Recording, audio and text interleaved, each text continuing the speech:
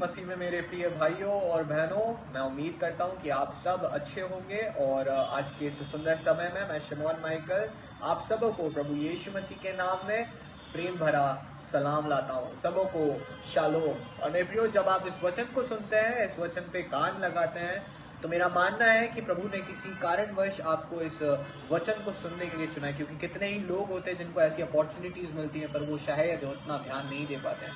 परंतु अगर आप इस वचन को सुनते हैं, इस वचन को आज सुनने पा रहे हैं, तो ये वचन सीधे सीधे आपसे कुछ बातें करना चाहता है, ताकि आप मसीह विश्वास में ऐसे ही बने रहें जैसे कि आप अभी हैं।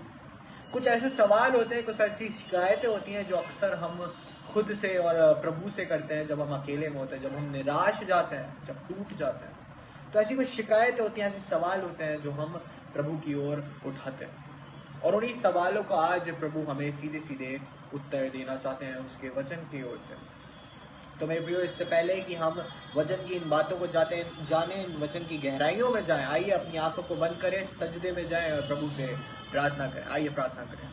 हे महान महान सर्वसामर्थी दयालु पिता परमेश्वर, बड़े आदर और नम्रता के साथ होते हुए इस समय में आपके समीपतम आते हैं और धन्यवाद देते प्रभु इस सुंदर संगति के लिए, प्रभु इस सुंदर समय के लिए, प्रभु जो आपने हमें दिया, जिसमें हम आपकी आराधना करने वाले हो सके, आपके वचन को सुनने वाले हो सके।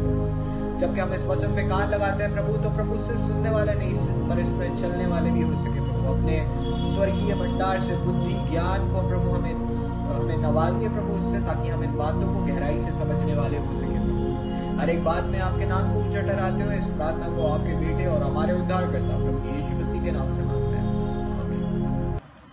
मेरे प्रियो, आइए अब जल्दी से हम अपनी बाइबल की ओर ध्यान दें। तो आज का जो वचन है वो हम लेते हैं अय्यूब की ओर, अय्यूब की पुस्तक से, अय्यूब की कहानी से आज हम इस वचन को लेते हैं।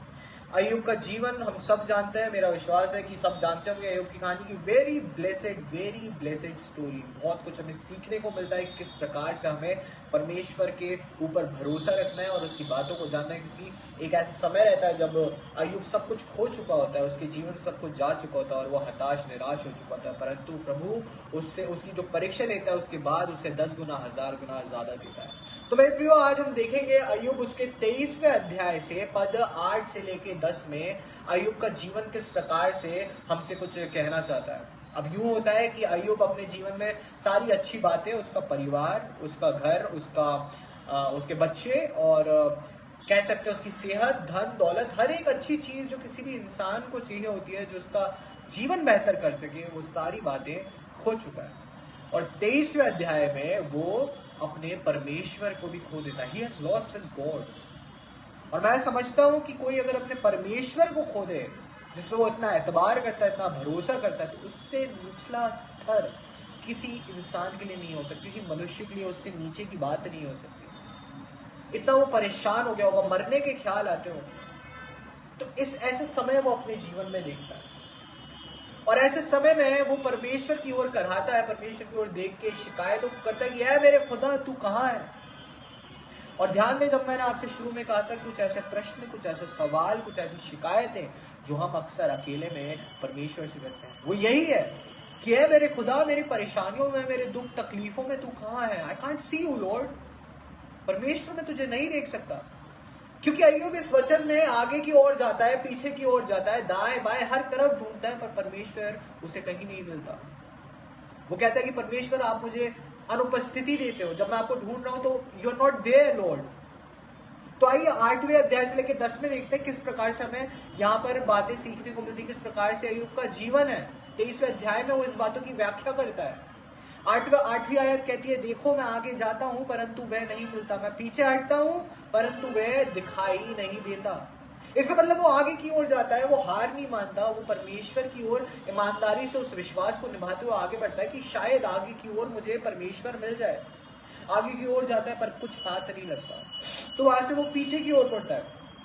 जब पीछे की ओर मुड़ता है तो सोचता है कि शायद मेरे कल में मैंने ऐसे कोई कार्य कर दिए हो, मेरे जन्म से पहले कुछ ऐसी बातें हो गई हो, या मेरे घर वालों ने, मेरे पुरखों ने ऐसा कुछ कर दिया हो कि आज परमेश्वर मुझे दिखाई नहीं देता, उसकी उपस्थिति मुझे नहीं मिलती। तो वो पीछे की ओर जाता है और ढूंढता है कि शायद वहां कुछ गलती हो गई हो, परंतु वहां भी उसे कुछ हासिल नहीं होता। आगे की ओर जाता है, परमेश्वर का नामो निशान नहीं है, पीछे की ओर आता है, उम्मीदें नहीं है। फिर नवी आयत कहती है कि जब वह बाई ओर काम करता है तब वह मुझे दिखाई नहीं देता। और फिर कहता है वचन कि वह दाहिनी ओर से जब ऐसा छिप जाता है कि मुझे वह दिखाई नहीं पड़ता। आगे कुछ नहीं हुआ, पीछे कुछ नहीं हुआ, तो वो मुड़ जाता है अपने बाई ओर यानी कि उल्टी तरफ, लेफ्ट साइड पे। अब बाई ओर मुड़ता है तो सारे उल्टे उल्टे कार्य वो करता है, उल्टे हाथ पे मुड़ जाता है, वही उल्टे कार्य को करता है। वो कहता है कि यार इस मेरा दोस्त इस खुदा को मानता है, इस धर्म को मानता है, तो शायद मैं इधर चले जाऊं, यहाँ मुझे शांति मिल जाए, या मैं यहाँ पर मोमबत्ती जला लूं, या फिर यहाँ पर मैं कैंडल्स जला लूं, या फिर यहाँ पर कुछ ऐसी बातों को कर लूं कि यहाँ पर मुझे शांति मिल जाए। किसी व्यक्ति विशेष में इतना शामिल हो जाऊं उसकी बातों में कि शायद मुझे शांति मिल जाए, शायद मुझे परमेश्वर दिखाई देने लगे। पर वहां पर भी कुछ हासिल नहीं होता, वहां पर भी उसे परमेश्वर नहीं मिलता, कुछ उम्मीदें नहीं मिल रही, ना दिखाई देती। फिर वहां से वो दाहिनी ओर मुड़ता है, दाहिनी ओर राइट साइड की तरफ, सीधे हाथ की तरफ आता है, जाता है चर्च, पढ़ता है बाइबल, स्क्रिप्चर रीड करता है, तोरा फॉलो करता है, सारी बातें करता है, परंतु वहां भी उसे कुछ हासिल नहीं होता। पास्टर्स की बात को ही मानता है, कुछ हासिल नहीं होता। He can't find Lord, वो अपने परमेश्वर को नहीं खोज पाता। लेकिन 10वीं आयत में हमें कुछ ऐसा पता चलता है, कुछ ऐसी सीख मिलती है जो आज हमारे लिए बहुत जरूरी है, जो आज हमारे सवालों का उत्तर देगी। आगे वो गया था, उसे कुछ नहीं मिला, पीछे उम्मीदें नजर नहीं, दाहिने और बाहिने भी कुछ नहीं हुआ, उसे परमेश्वर दिखाई नहीं दिया। लेकिन 10वीं आयत कहती है कि परंतु वह जानता है कि मैं कैसी चाल चला हूं, और जब वह मुझे तालेगा तब मैं सोने के समान निकलूंगा। हालेलुया। इसका मतलब भले ही मुझे नहीं पता कि मैं कहां हूं, मैं परमेश्वर को नहीं देख पा रहा हूं, लेकिन मेरा खुदा मुझे देख रहा है। That is Christian faith। यह है मसीह विश्वास। मुझे नहीं पता मैं कहां हूं, मुझे खुदा नहीं दिखाई दे रहा, मेरे खुदा को मैं महसूस नहीं कर पा रहा, लेकिन मेरा खुदा देख रहा है मैं कहां हूं, और जब वो मुझे परखेगा तब मैं सोने के समान खरा उतरूंगा। पावरफुल वर्ड्स माय फ्रेंड, बहुत ही शक्तिशाली और प्रभावशाली शब्द। और ऐसा ही कुछ हमें नए नियम में एक व्यक्ति के जीवन में होता नजर आता है। नए नियम में भी एक व्यक्ति है जिसके साथ ऐसी कुछ घटनाएं घटित होती है जब वो सारी उम्मीदें हार चुका होता है, और वहां से भी हमें काफी कुछ आज सीखने को मिलता है। हमें इस बात का उत्तर पता चलता है कि कहाँ है मेरा खुदा, मेरे परेशानियों में और मेरी तकलीफों में कहाँ मैं उसे ढूंढूं, ये किस प्रकार से इन बातों को समझूं। तो आइए मेरे साथ खुले यूहन्ना रचित सुसमाचार उसका 11वां अध्याय, और हम इस कहानी को हम सब जानते हैं, ये बहुत ही एक फेमस कहानी कह सकते हैं। किसकी कहानी की बात कर रहा हूं मैं कर रहा हूं बात लाजर की कहानी की। लाजर की कहानी हम सब जानते हैं, क्या हुआ था उसके साथ, क्या घटनाएं हुई थी। तो यहाँ पर जब इस अध्याय को हम पढ़ते हैं, इस अध्याय को हम समझते हैं, तो क्या हम देखते हैं, एक परिवार को देखते हैं। ये एक ऐसा परिवार है जो प्रभु यीशु मसीह के बहुत करीब है, वेरी क्लोज। वहां पर मेरी है, उसकी बहन मार्था है, फिर लाजर खुद भी है। मरियम का सेवा भाव प्रभु यीशु मसीह को भाता है, मार्था का आराधना करना भाता है, और लाजर प्रभु यीशु मसीह का एक बहुत अच्छा मित्र है, दोस्त है। वैसे ही दोस्त कि अगर मेरा कोई दोस्त है तो मेरे को और किसी की जरूरत नहीं है, ऐसा ही दोस्त प्रभु यीशु मसीह का लाजर था कि वो लोग अगर प्रभु यीशु मसीह वहां से गुजर भी रहे हैं उनके घर के सामने से, तो वो वहां पर जरूर ठहरेंगे, उसकी मेज पे उसके साथ खाना खाएंगे, उसकी मेज पे उनसे बातें करेंगे, उनके घर जाते थे। इस तरीके का वो रिश्ता एक शेयर करते थे, और ये सबको पता था कि किस तरीके से प्रभु यीशु मसीह इस परिवार से प्रेम करते हैं। अब क्या होता है, इसी परिवार का जो लाजर होता है, जो प्रभु यीशु मसीह का एक बहुत ही प्रिय मित्र होता है, उसको एक बीमारी हो जाती है। बीमारी ऐसी होती है कि वो मरने की हालत में आ जाता है, उसे भी पता है कि वो मरने वाला है।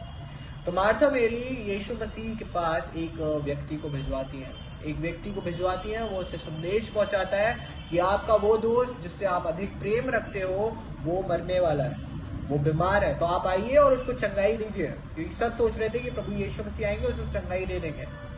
तो प्रभु यीशु मसीह आश्वासन देते कि हाँ ठीक है, मैं आ जाऊंगा, मेरा दोस्त है, मैं आ जाऊंगा बिल्कुल।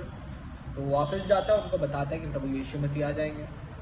सब खुश हो जाते होंगे, और सब सोचते होंगे ठीक है प्रभु यीशु मसीह यहाँ पर आएंगे, उसको चंगाई देंगे, हम सबके साथ अच्छा रिश्ता वो शेयर करते हैं, सारी कम्युनिटी को भी इस बारे में मालूम है।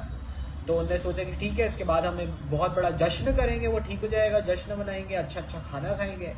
तो अब यहाँ पर शुरू होते हैं इंतज़ार करना। 1 घंटा इंतज़ार करते हैं, 2 घंटा इंतज़ार करते हैं, नहीं आते हैं प्रभु यीशु मसीह। 3 घंटा इंतज़ार करते हैं, आते ही होंगे, रास्ते में होंगे। 4 घंटे इंतज़ार करते हैं, परेशान हो जाते हैं, क्या हो गया, क्यों नहीं आ रहे? बोला तो था ना, हाँ बोला था मैंने, बिल्कुल बोला था, वो बोल रहे थे आएंगे।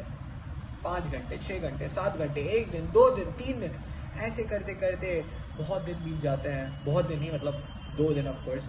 और फिर लाजर मर भी जाता है, लाजर मर जाता है मेरे दोस्तों। और हम सबको पता है कि फिर यीशु मसीह आते हैं, उसको जिला देते हैं, ये सारी बातें हम जानते हैं।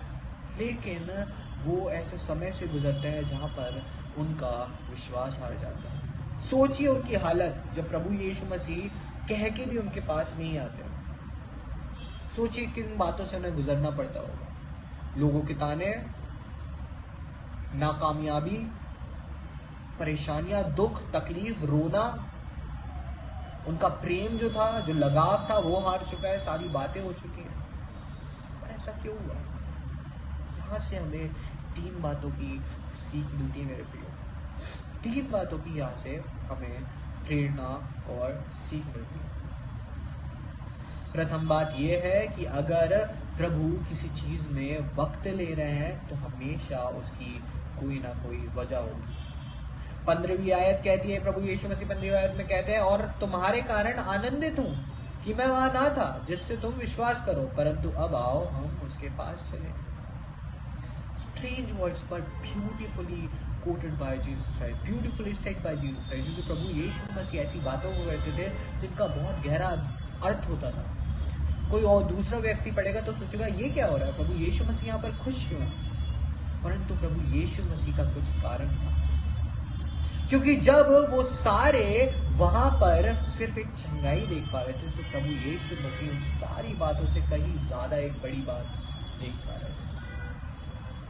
जब हम सोचते हैं कि हमारे जीवन में इतनी परेशानी चल रही है, इतनी बीमारियां चल रही है, इतनी नाकामयाबियां चल रही है, कुछ सक्सेस नहीं मिल रही, बिजनेस अच्छा नहीं चल रहा, बॉस इतना परेशान कर रहा है, रिलेशनशिप्स अच्छे नहीं चल रहा है, ऐसी ऐसी बात है, भरोसा रखो, कार्य करते रहो, प्रभु भी कार्य कर रहे हैं। He's taking time because he has a greater plan for you. एक ज्यादा बड़ा उसके पास प्लान है आपके लिए। दूसरी बात जो हम यहाँ से देखते हैं कि जब हम एक बहुत छोटी बात को सोच पाते हैं, एक छोटी चीज को देख पाते हैं, तो प्रभु वहां पर और ज्यादा अनुग्रह और ज्यादा महिमा की बातों को देख पाता है। वो लोग सोच रहे थे कि बस चंगाई होगी, परंतु प्रभु यीशु मसीह ने एक मुर्दे के जिलाने को वहां पर दिया। 5वीं और 6ठी आयत कहती है, यीशु मार्था और उसकी बहन और लाजर से प्रेम रखता था। फिर भी जब उसने सुना वह बीमार था तो जिस स्थान पर वह थे वहां 2 दिन और ठहर गया।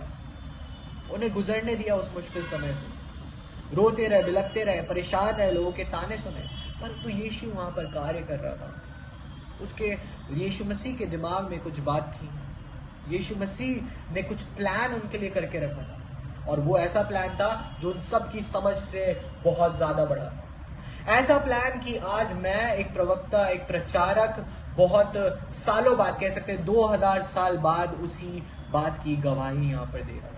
अगर चंगाई हो जाती तो सिर्फ हम जैसे महज किसी अंधे को आंखें दे देना, बीमार को ठीक कर देना, लंगड़े को चला देना, कोढ़ी को ठीक कर देना, ऐसी बातों में उसकी तुलना करते, परंतु प्रभु यीशु मसीह ने ऐसे कार्य को करा जिसकी आज गवाही मैं 2000 साल बाद देता हूँ, क्योंकि ऐसा कोई खुदा नहीं होगा, ऐसा कोई प्रभु नहीं होगा, ऐसी कोई स्टोरी, ऐसी कोई घटना नहीं हुई होगी इस पूरी हिस्ट्री में, इस पूरे इतिहास में, कि जहां पर सृष्टि के जो नियम है उनको किसी खुदा ने पलट फेर कर दिया।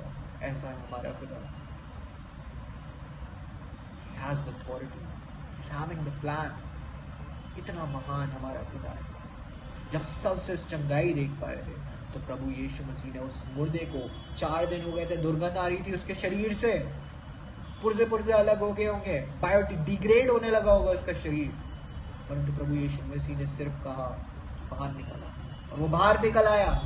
वो मुर्दा इंसान, वो मृतक शरीर जो 4 दिन हो गए थे, मर गया था, सड़ गया था, वो सही सलामत बाहर निकला। Hallelujah, hallelujah. ऐसे ही अगर कोई ऐसी बातें हैं जिसमें हम उम्मीदें हार चुके हैं, हम सोचते हैं कि हमारा परमेश्वर कहाँ है, हमारा प्रभु क्या कर रहा है, प्रभु कार्य कर रहा है आपके जीवन के लिए। वो आपको देख रहा है, वो आपकी चाल जानता है कि आप किसी और जाने वाले हो, आपकी दिशाएं दिख रहा है, आपके सर के हर एक बाल को वो जानता है, और वो एक अच्छे प्लान को आपके जीवन में लाना चाहता है। तीसरी और अंतिम बात जो हम इस अध्याय में और लाजर के जीवन से देखते हैं, वो है कि किस प्रकार से हमारा प्रभु हमारे परेशानियों में इन्वॉल्व रहता है। क्योंकि हम इस अध्याय में देखते हैं, जो इस पूरी बाइबल की सबसे छोटी आयत है, 35वीं आयत, 35वीं आयत, उसमें यीशु मसीह रोते हैं। कहता है यीशु रोया। क्या जरूरत है प्रभु यीशु मसीह को रोने की? उन्हें पता है कि वो थोड़ी देर में उसको जिंदा कर देंगे, उसे जला देंगे।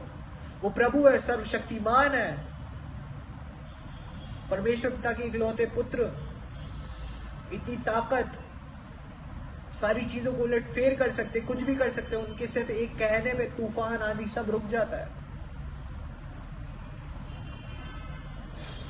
परंतु वो वहां पर होते हैं। इससे एक बात हमें आज समझना है कि हमारा खुदा इतना प्रेमी खुदा है, ऐसा गहरा प्रेम है उसका, ऐसा प्यार है कि वो हमारे साथ हमारे गमों में होता है। होगा कोई ऐसा परमेश्वर, होगा कोई ऐसा प्रभु जो अपने दासों के साथ, अपने भक्तों के साथ, अपने बच्चों के साथ उसके गम में शरीक हो जाए? यीशु मसीह रोया। आप तड़पते हैं, प्रभु यीशु मसीह आपके साथ तड़पते हैं। आप रोते हैं, प्रभु यीशु मसीह आपके साथ रोते हैं। अकेले होते हैं तो साथ में वो अकेलापन शेयर करता है। He shares every emotion with you। पर ध्यान दें, वो शेयर कर रहा है क्योंकि अगर किसी समय में टाइम लग रहा है, किसी बात में अगर टाइम लग रहा है, तो वो वहाँ पर उस कार्य को कर रहा है, परंतु वो तुम्हारे साथ है, देख रहे हैं। अब अगली बार जब सोचे कि खुदा कहाँ है मेरी निराशा में, नाकामयाबी में, मेरी परेशानी में, तो कार्य को कर रहा है आपके जीवन में। समय ले रहा है क्योंकि उसकी कुछ वजह है, और आपको हमेशा देखता है। And he shares every emotion with you। That is our Lord। ये हमारे प्रभु यीशु मसीह क्रिस्ट है। इतना प्रिय, इतना प्यारा, इतना गहरा प्रेम हमारे प्रभु का। प्रभु आप सबों को उसके वचन के द्वारा बहुत आय से आशीष दे।